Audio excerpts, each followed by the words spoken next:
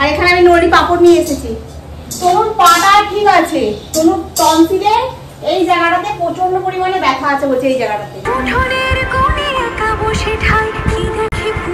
Good morning বন্ধুরা, কেমন আছো তোমরা সবাই? আশা করছি তোমরা সকলেই খুব ভালো আছো, আমিও বেশ ভালো আছি। আজ হলো তোমার শনিবার, ঘড়ির কাঁটা এখন তোমার 6:30টার ঘরে।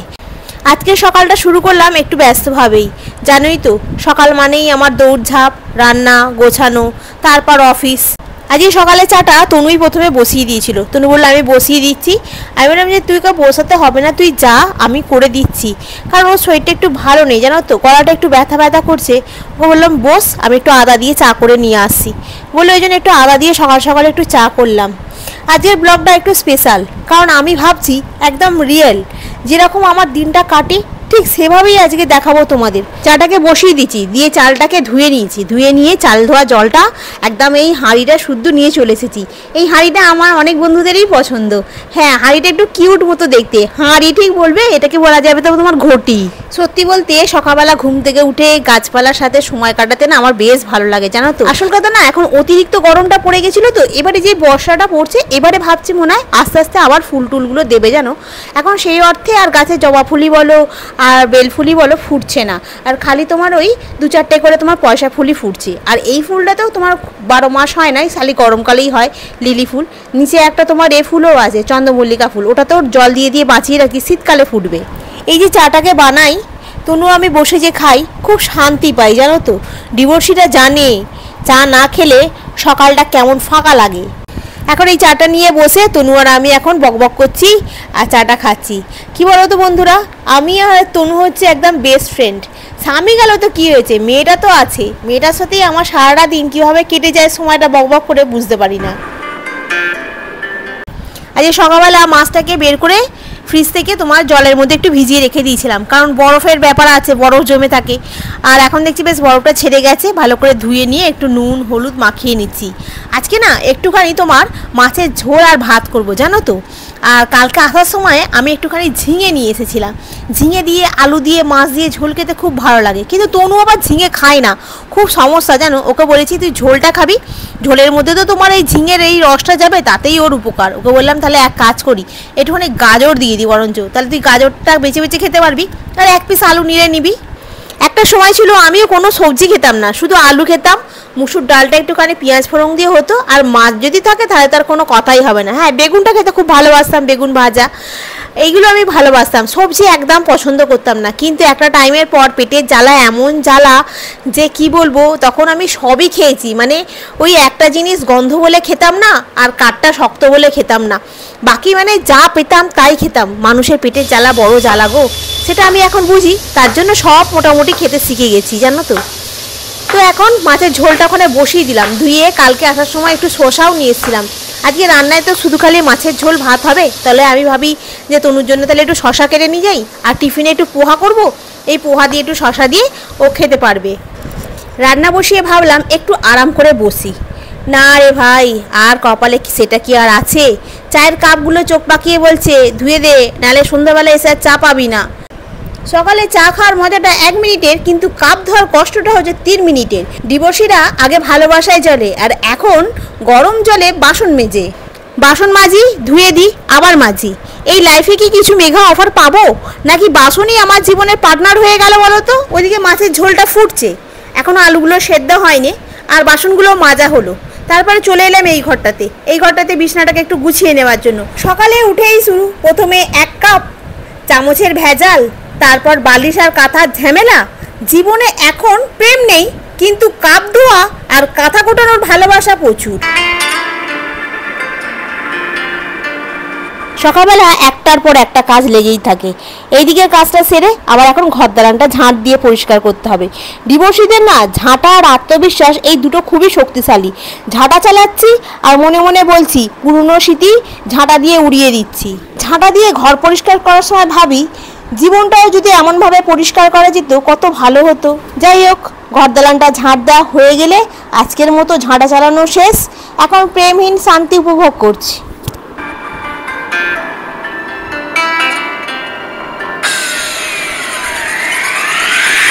এরপর রান্নাঘরে চলে এলাম। মাছের ঝোলটা তো বসিয়ে দিয়ে গেছিলাম, ঝোলটা ভালোভাবে বেশ ফুটে আলুগুলো সেদ্ধ হয়ে গেছে। এবার একটুখানি সাঁতলে দিতে হবে, সাঁতলানোর জন্য একটুখানি তোমার পাঁচফোড়ন দিলাম আর ঝোলটাকে একটু সাঁতলে দিলাম। এরকম ঝিঙে দিয়ে আলু দিয়ে যদি মাছ দিয়ে ঝোল হয় না, লেবু দিয়ে গরম ভাতে যা সুন্দর লাগে। আজ দুপুরবেলা যখন ওখানে বসে খাচ্ছিলাম সেন্টারে, হেব্বি সুন্দর খেতে লাগছিল। ব্যাস রেডি। আমার এখানে তনুর জন্য টিফিনও রেডি করে নিয়েছি। টিফিনে আজকে একটু বাদাম দিয়ে পেঁয়াজ দিয়ে একটু পোহা করেছি, আর কিছু করিনি। আর তখন তো তোমার শশা কেটে রেখেছি, আর এখানে তোমার মাছের ঝোলও হয়ে গেছে। দাও মাছের ঝোলটা এক চোট তোমাদের দেখিনি কেমন হয়েছে। দেখো মাছের ঝোলটা কি সুন্দর হয়েছে না। এই গরমের দিনকে না একটু হালকা পাতলা মাছের ঝোল খাওয়া খুব ভালো। লেবুটাকেও কেটে রেখে দিয়ে চাপা দিয়ে রেখেছি। তনুকে বলেছি যখন ভাতটা গুছিয়ে দিবি তখন একটু লেবুটাও সাথে দিয়ে দিবি।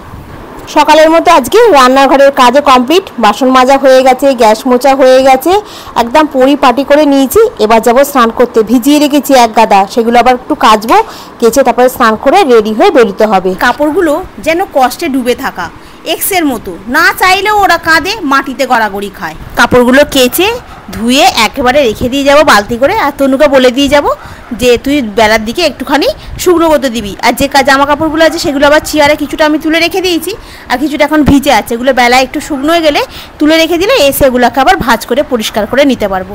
তো চলো মোটামুটি আমার এখন কাঁচা হলো, এবারে খালি এগুলো ধোবো, ধুয়ে তারপর স্নান টান করে পুজো করে টিফিন খেয়ে বেরোবো। বন্ধুরা এই সন্ধ্যাবেলা বাড়ি এসে মুখটা খালি ধুয়েছি। তনু এখন এখানে করছে, চা বসিয়েছে এখানে, এই চা হচ্ছে। আর এখানে তনু বাদাম ভাজছে, বাদাম ভাজছে। আর এখানে আমি নড়ি পাপড় নিয়ে এসেছি। তনুর পাটা ঠিক আছে, তনুর টনসিলে এই জায়গাটাতে প্রচন্ড পরিমাণে ব্যথা আছে বলছে, এই জায়গাটাতে ব্যথা আছে, কানটাতে লাগছে। এখন বলেছে যে একটুখানি গার্গিল করতে। প্রথম দিন গার্গিল করেছিল, তারপরে আর করেনি। এখন আমি বললাম যে তুই এক কাজ কর, চাটা খা গরম গরম, আদা দিয়েছিস, গরম গরম চাটা খা, খেয়ে 8:30টার সময় করে একবার, রাত্রিবেলা খাওয়ার আগে একবার, দুবার গার্গিল কর, করে তারপরে শো। টনসিলের ব্যথাটা আগে বলছে নাকি পুরোটা ছিল না, ওষুধ খেয়ে একটু কমেছে। কিভাবে হয়তো ভেতরে ঠান্ডাটা লেগে আছে, হবে না কেন? ভোরবেলা কদিন যে গরমটা পড়েছিল, ভোরবেলা 7টা বাজে চান হয়ে গেছে। আমি দেখিয়েছিলাম না তোমাদেরকে যে দেখো তনুর চান হয়ে গেছে, 7টা বাজে চান হয়ে গেছে। বেলা 12টার সময় চান হয়ে যাচ্ছে, সন্ধ্যেবেলা 6টার সময় চান হচ্ছে। যাবে কোথায়? সবগুলো তো এক জায়গায় নিয়ে তবে তো হবে। তাহলে চলো আমি একটু বসে, আমি এত বকতে পারছি না আজ, জানো ওর সঙ্গে আমাকে পাগল করে দিচ্ছে গো। এই এসে জামা কাপড়গুলো এখানে মেলে দিয়েছি, ঘাম ঘেমে গেছে পুরো একদম, পাকা হওয়া একটু ইয়ে হবে। আর তারপরে তোমার ওগুলোকে ভাবছি কালকে সকালবেলা কেচে দিয়ে যাব। কালকে তো মার ওখানে যাবো। আর কালকে ভিডিওতে বলেছিলাম শাড়ি কেনার কথাটা, আজকে দুপুরবেলা ভিডিও দেখে ফোন করেছে, বলছে শাড়ি একদম কিনবি না, একদম শাড়ি কিনবি না, অনেক শাড়ি আছে, একে দিয়ে দিচ্ছি, ওকে দিয়ে দিচ্ছি, তাকে দিয়ে দিচ্ছি, একদম শাড়ি কিনবি না, পুজোর সময় আমাকে খালি একটা শাড়ি দিবি। কারণ ঠিক আছে তাই, এরকম বলে বলে না আমার মানে দেওয়াই বন্ধ হয়ে গেছে এখন। আগে তবুও দিতাম, এখন তো দিবি না করে করে আমার দেওয়াই বন্ধ হয়ে গেছে। মানে আমি এখন দিই না করতে গেলে, সেই পুজোর সময়কারই একবারই দেওয়া হয়, ষষ্ঠীতে দেওয়াই হয় না। তো চলো এখন একটুখানি বসে চা খাই।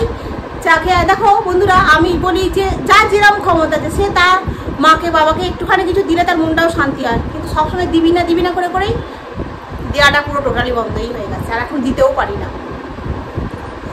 চলো এখন একটু বসে আমি একটু চাটা খাই, খেয়ে দিয়ে তারপরে রান্না করবো। রান্না এখন কি করবো নিজেও জানি না, রুটি তো হবেই, রুটির সঙ্গে এখন কি হয়।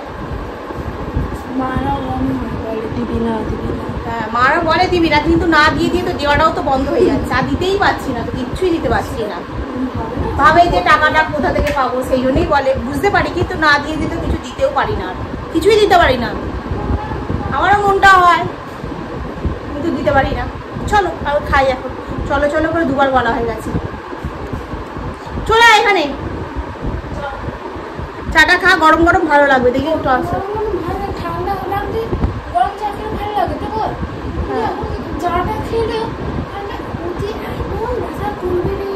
চাটা খেলো, ডাক্তার তো দীপ দেখে বললো টনসিল খুলেছে। ওই জন্য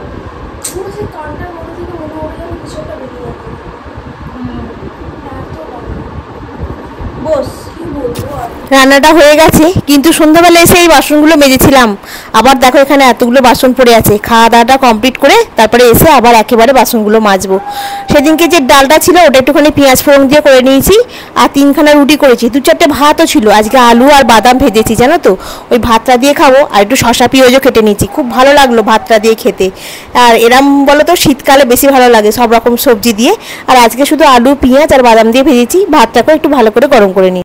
রান্না খাওয়া সব কাজ শেষ, গ্যাস মুছে পরিষ্কার, বাসন মেজে পরিষ্কার। এখানে খালি তনু এটা লাস্টে খেয়েছে, ওর তো গলাটা ব্যথা, একটু খেতে দেরি হচ্ছিল জানো তো। বলে আমি একটু আস্তে আস্তে খাচ্ছি। আমি ঠিক আছে তুই আস্তে আস্তে হলেও খা, বলতেও আস্তে আস্তে খেলো। আজকে সারাটা দিন ভালোই কাটলো, অনেক কাজ করলাম, কিন্তু কাজের মধ্যেও একটা আনন্দ ছিল। তবে যাই হোক, জামাই ষষ্ঠী জামাই নিয়ে আমি ঘরে চলে এসেছি, মনটাও খুব হালকা হয়ে গেল। তো আমার ব্লগ দেখে যদি তোমরা একটু হলেও হাসো, তাহলেই আমার ব্লগের একটা সার্থক আছে, তাই না? তো চলো বন্ধুরা, আজকে এখানেই শেষ করছি। নেক্সট ব্লগে আবার তোমাদের সঙ্গে দেখা হবে। তোমরা খুব ভালো থেকো, সুস্থ থেকো, খুব সাবধানে থেকো। আর আজকের মতো এখানেই রাখি, গুড নাইট। কালকের ব্লগে আবার দেখতে পাবে জামাই ষষ্ঠী ব্লগ কিরাম হয়। হ্যাঁ, জামাই ছাড়া জামাই ষষ্ঠীর ব্লগ কেমন হচ্ছে সেটাই তোমাদের সঙ্গে শেয়ার করো, ঠিক আছে? এই ব্লগটা তখন দেখতে পাবে। কালকে রবিবার জামাই ষষ্ঠী, তোমরা সকলেই বাপের বাড়ি যাও, খুব ভালো করে আনন্দ করো, খুব এনজয় করো। এই দেখো, আনন্দ করো আবার এনজয় করো, দেখেছো কথা খালি কিরাম। যাই হোক, খুব ভালো করে যাও। আর আজকে আমি একটু বেশি খুশি, তো ওই জন্য জামাই এসে গেছে, ওই জন্য আমার মনটা হালকা, ওই জন্য আমি একটু বেশি খুশি হয়ে গেছি। এই দেখো না কিরাম করছে, করেই যাচ্ছে, সমান নেই। যাই হোক, তোমরা খুব আনন্দ করো, কালকের দিনটা খুব মজা করো। কেমন কাটালে জামাই ষষ্ঠী সেটাও আমাকে একটু কমেন্টে জানাবে, আমি তোমাদের কমেন্ট পেয়ে খুব খুশি হব। আর আমার জামাই ষষ্ঠী মানে কালকে যেহেতু বাপের বাড়ি যাচ্ছি জামাই ছাড়া জামাই ষষ্ঠী করতে, আমার জামাই ষষ্ঠী কেমন কাটলো সেটা তো তোমরা ব্লগেই দেখতে পাবে। তো চলো আজকেই রাখি, টাটা, গুড নাইট, খুব ভালো থেকো।